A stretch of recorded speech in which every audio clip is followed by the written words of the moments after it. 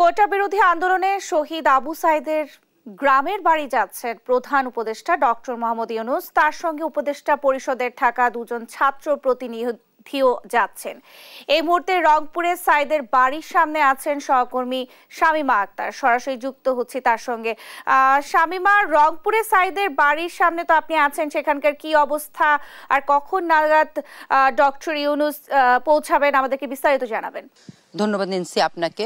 আপনি যেমনটি বলেছেন যে আপনি জানেন যে গত ৮ তারিখে বাংলাদেশের যে অন্তর্বর্তীকালীন সরকারের প্রধান হিসেবে শপথ নিয়েছেন নোবেল বিজয়ী অর্থনীতিবিদ ডক্টর মোহাম্মদ ইউনূস। তিনি কিন্তু শপথের পর গতকালে তিনি প্রথমে গিয়েছেন আমাদের দেশের যে স্বাধীনতা যুদ্ধে যারা প্রাণ দিয়েছেন শহীদদের প্রতি শ্রদ্ধা নিবেদন করার জন্য তিনি প্রথমেই গিয়েছেন জাতীয় স্মৃতিসৌধে এবং তারপর তিনি ভাষা শহীদদের প্রতি শ্রদ্ধা নিবেদন করেছেন।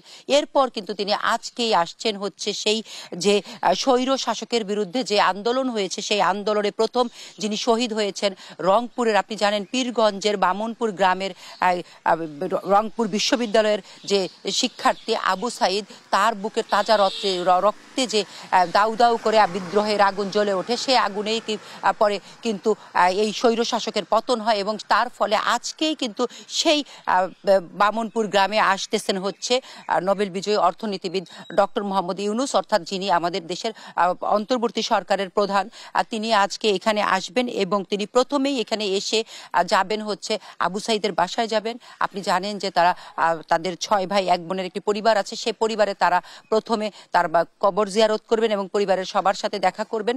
এরপর অন্তর্বর্তীকালীন সরকারের প্রধান উপদেষ্টা যাবেন হচ্ছে রংপুর বিশ্ববিদ্যালয়ে, অর্থাৎ যেখানে আবু সাইদ যেখানে পড়াশোনা করেছে এবং সেই বিশ্ববিদ্যালয়ে যাবেন। তারপর তিনি যাবেন হচ্ছে এখানে, আপনি জানেন যে কেবলমাত্র রংপুরেই প্রাণ দিয়েছিল ৬ জন, অর্থাৎ ১৬ই জুলাই যে ৬ জন প্রাণ দিয়েছে, তাছাড়াও কিন্তু অসংখ্য আহত রয়েছেন এখানকার রংপুর মেডিকেল কলেজে।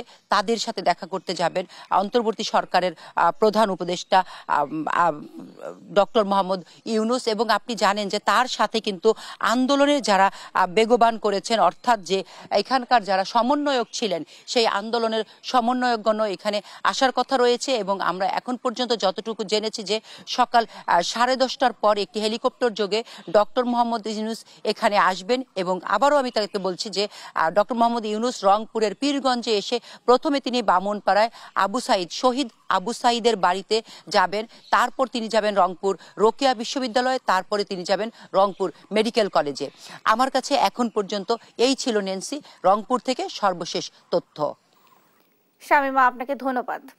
দর্শক, কোটা বিরোধী আন্দোলনের শহীদ আবু সাইদের গ্রামের বাড়ি থেকে আমাদের সঙ্গে যুক্ত হয়েছিলেন সহকর্মী শামীমা আক্তার।